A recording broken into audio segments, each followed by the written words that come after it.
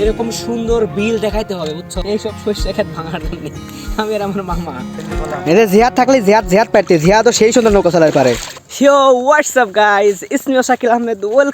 Welcome to my new vlog. তো বলো কেমন আছো তোমরা? তো আশা করি তোমরা সকলেই অনেক বেশি ভালো আছো এবং তোমাদের দোয়ায় আলহামদুলিল্লাহ আমি আর আমার মামা অনেক ভালো আছি। আমি আর আমার মামা চর এলাকায় এসেছি কিছু কাজ করার জন্য। একটু বীজ দেবো, আমার নানাদের একটু জমি আছে সেখানে একটু বীজ দেবো। চর এলাকায় এখন সারা জায়গায় শুধু মূল কাটা পেঁয়াজ আর সরিষা ক্ষেত, এছাড়া আর কিচ্ছু নাই। মূল কাটা পেঁয়াজের জমিতে যে বীজটা দেওয়া হবে সেটা আমি আর আমার মামা প্রস্তুত করতেছি। মূলত এই ডবটা দিয়েই পেঁয়াজের জমিতে বীজ দেওয়া হবে।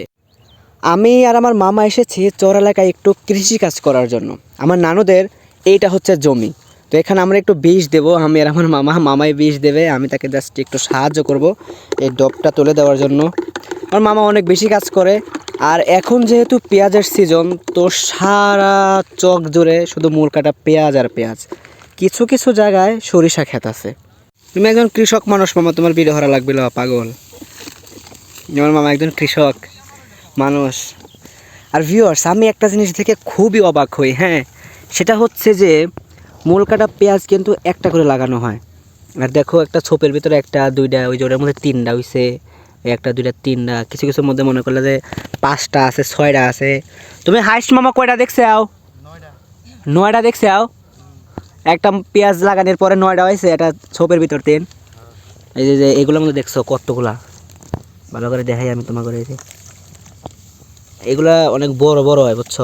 বেশ দেওয়া হয়ে গেছে মামা। হ্যাঁ, পিছনে তো ময়লা হবে, পিছনে কত ময়লা পাগল। তোমার কলাম যে প্যান্টটা পরে আসো না।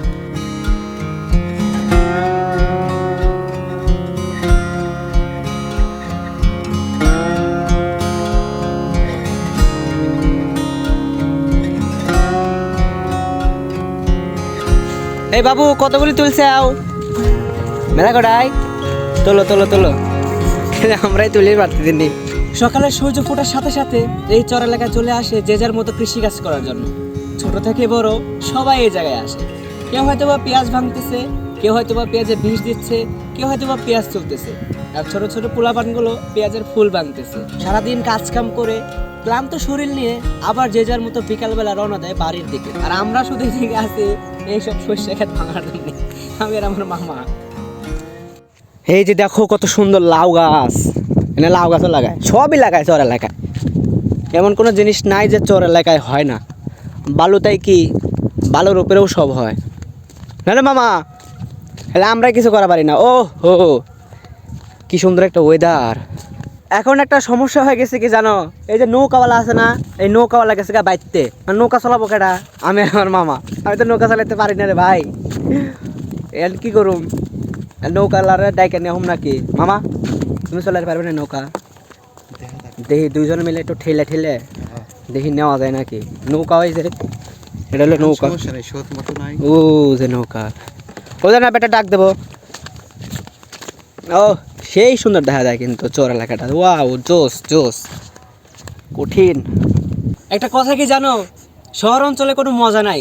যদি মজা পেতে চাও তাহলে গ্রামে আসতে হবে। যদি সৌন্দর্য দেখতে চাও তাহলে এরকম সুন্দর বিলের কাছে এসে তোমাকে এরকম দাঁড়ায় থাকতে হবে, টিলার উপর বসতে হবে, যে নৌকা চালানো লাগবো। নৌকায় মাঝি নাই, নৌকা চালাবার যাবো। চলো মামা, এনে বয়ে বয়ে এরকম জ্ঞান দিলে ওই মনে হয়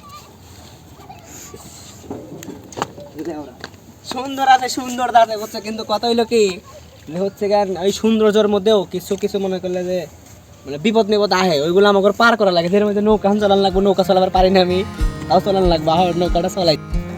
হে মামা, আমি করলাম নৌকা মোকা চালার পার নিয়ে বসছাও। এদের জিহাদ থাকলে জিহাদ পারতে, জিহাদ তো সেই সুন্দর নৌকা চালাতে পারে। আর গুটি নেই, এই তো সাবাস গুষ্টি মারছে। এই তো সাবাস, বসা দে মামা, আমি ধরে রাখছি। এই প্রথম বুঝছো নৌকা চালাইতেছে এই এত বড় বিলের মধ্যে, বিলের মধ্যে। ঠিক আছে মামা, তুমি খালি টান দাও, আমি আসি এদিক, বুঝছো মামা? এই নৌকাটাকে পার দে, নয়তো মানুষ রাগারাগি করবো। ডাকটা জামা করে পাশে, বুঝছো? নৌকা বড় আছে, নৌকাটাকে পার করি।